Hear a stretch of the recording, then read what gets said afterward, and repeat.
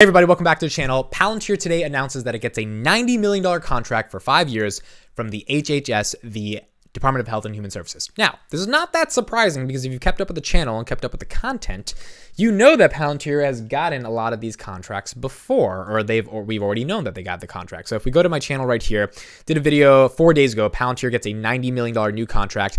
And in that video, we basically go through a lot of these governmental pictures that we've been able to uncover, and some great Twitter accounts in the Palantir community have also been able to uncover this stuff. And we've been able to basically see a lot of the contracts that they get ahead of them announcing it, because these things have to be registered with the United States government, registered with certain accounts on the United States government's websites and subsidiaries of their websites.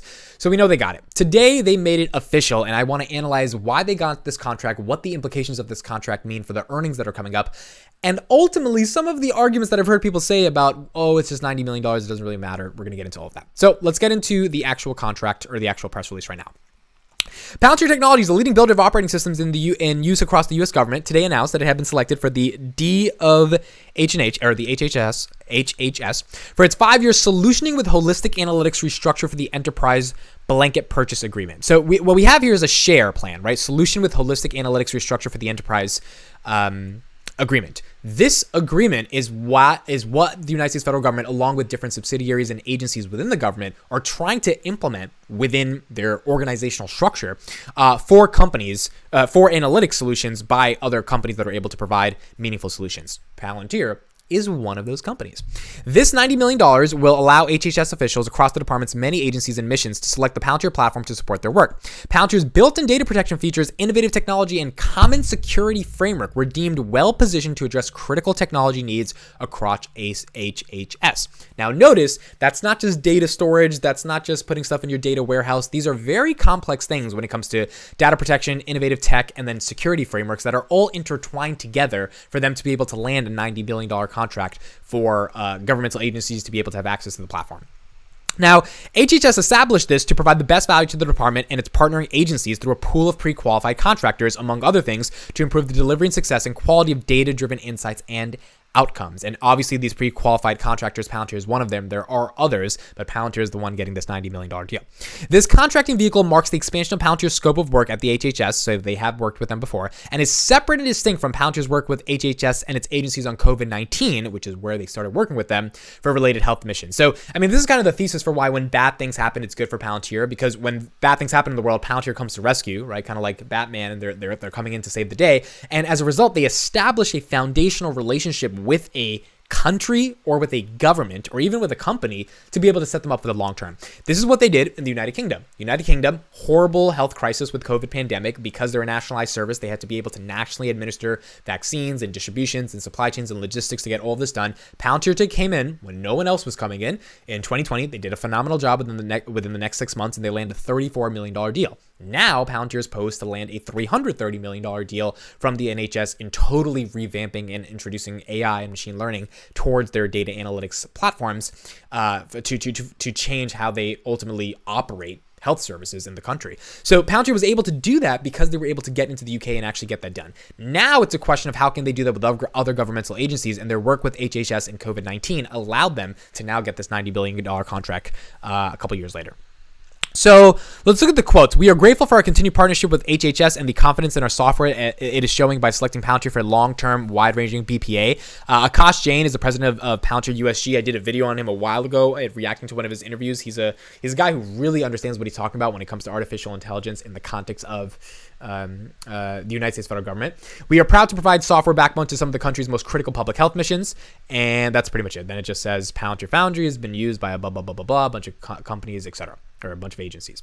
So overall, pretty good deal. I mean, $90 million for 5 years. That's $18 million a year if you break it up that easily, and they land the contract. Now, a couple of implications around this.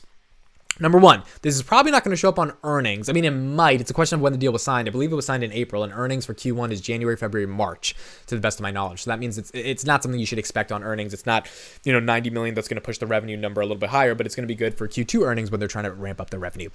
So we're probably not going to see it on earnings. The second thing to think about, though, is what this means for their net dollar retention. I believe their net dollar retention was about 130 130 or 113. I'm a little bit off on the numbers, but it's above 100. I think it's 143 overall, and then a certain 114 or whatever percentage points for the government. So when they go to the governmental clients, even though they're not increasing the number of clients, it's been 90 last year and it's 90 this year, which I think really needs to change in order for the governmental growth thesis to be back in the context of Palantir. But the net dollar retention, the revenue they're getting, is up 47% year over year just from the existing clients. So when you have 5 clients and they're paying you $100, and you're able to get those 5 clients to now pay you $200 or $250, and the same 5 clients, just by giving them more deals, more contracts, more upselling, your product is very sticky. Your product is able to interact with an organization and permeate the structure of that organization so that it actually does stick.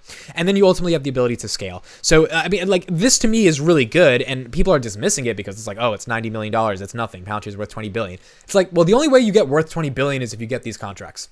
This is what they said about the Hyundai Heavy Industries deal, which was $25 million. And to me, I'm just like, yeah, $25 million is nothing, but Palantir is doing a really strategic partnership by building a Skywise type of platform for a South Korean manufacturing giant. I mean, imagine they take over the South Korean market just by having a logistics and shipping and supply chain software that's based all on shipyards, which is the main thing they're working for there. So to me, it's just like the price of the deal is not that important. The question is, what type of strategic relationship are they starting? They got $34 million from the NHS. That's not the most amazing thing in the world, but $34 million is now going to lead to potentially $330 million if they get this new deal that's coming up. So it's like, it's just a question of how many deals can they get and how are they able to accelerate the process of them being able to actually close these deals to set up the precedent for them in the future to get more and more deals.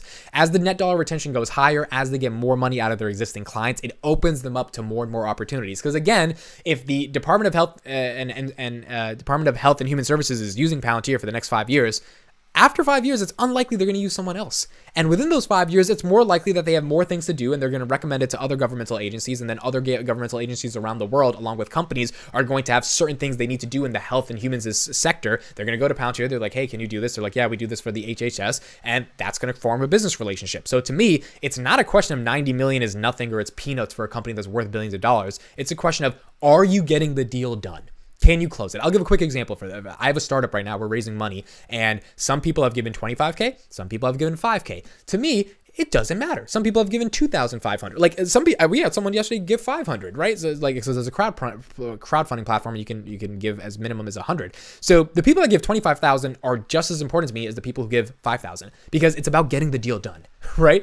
Like, is that 5,000 as valuable as the 25,000? No, in technical terms, but 5 plus 25 is 30. Now you've got 30. And if you didn't have that 5, you would only have 25. 30 is bigger than 25, right? So to me, it's a question of, can you close the deal, and can that deal set up a foundation for you to get more deals? Another example, I'm thinking of this on the spot. I'm on a roll today. One of the guys that gave 5,000 yesterday, he introduced me to someone else and we started texting, and now I'm talking to that person next week if he wants to invest. So it's like, you don't take these opportunities for granted. You don't take these opportunities of getting big deals with organizations or with people, even if it's for a small number, in vain. It's like, you get the deal done. It's good to get the deal done, and you start moving forward and see how much more you can go. Now, do they have to accelerate growth? Do they have to keep going on sales? Do they have to expand into the commercial world and governmental world and like get more and more deals done? Yes, but the whole point of Palantir is modularizing a little bit more so that the modularization of the product can attack all these different small sectors, which is exactly what they're doing in Japan, which is a video I did 2 days ago, which is a new pay-as-you-go service. So now people in Japan can buy Palantir without having to commit to some contract.